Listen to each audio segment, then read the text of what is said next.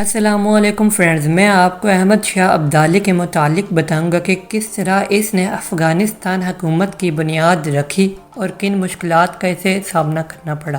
درانی نے ایک خاص فورس تشکیل دی، زیادہ تر اپنے ساتھی درانیوں اور دیگر پشتونوں کے ساتھ تاجک، قزلیاس اور دوسرے مسلمان شامل تھے۔ اس نے اپنی فوجی فتح کا آغاز گلجیوں سے غزنی پر قبضہ کر کے اور پھر مقامی حکمرانوں سے کابل میں لڑ کر کیا اور اس طرح خراسان پر اپنی گرفت مضبوط کر لی۔ مختلف افغان قبائل کے قیادت بنیادی طور پر اس قبیلے کے لیے مال غنیمت فراہم کرنے کی صلاحیت پر بھروسہ کرتی تھی اور درانی اپنے پیروکاروں کے لیے مال غنیمت اور قبضہ فراہم کرنے میں نمایاں کامیاب ثابت ہوا۔ سن 1747 سے 1753 کے درمیان 3 بار پنجاب کے خطے پر حملہ کرنے کے علاوہ اس نے 1750 میں ہرات پر قبضہ کر لیا۔ اس طرح افغان سلطنت کی تشکیل ہوئی۔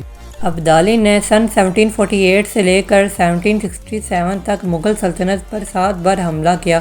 انہوں نے دسمبر 1747 میں اپنے پہلے حملے پر 40,000 فوج کے ساتھ دورہ خیبر کو عبور کیا۔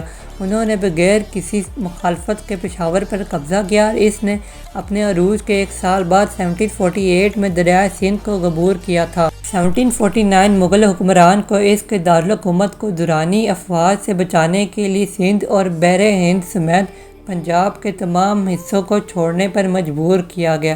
اس طرح بغیر کسی لڑائی کے مشرق کی طرف کافی علاقہ حاصل کرنے کے بعد درانی اور اس کی افواج نے ہرات پر قبضہ کرنے کے لیے مغرب کی طرف رخ کیا، جس پر نادر شاہ کے ہوتے ہوئے شارق نے حکمرانی کی۔ محاصرے اور خونی کشمکش کے تقریباً 1 سال بعد یہ شہر 1750 میں افغانوں کے ہاتھ گر گیا۔ ان کے بعد افغان فورسز 1751 میں نشا پور اور مشہد پر قبضہ کرتے ہوئے موجودہ ایران کی طرف بڑھے۔ اس کے بعد درانی نے شارق کو معاف کر دیا اور خراسان کی بحالی کر دی۔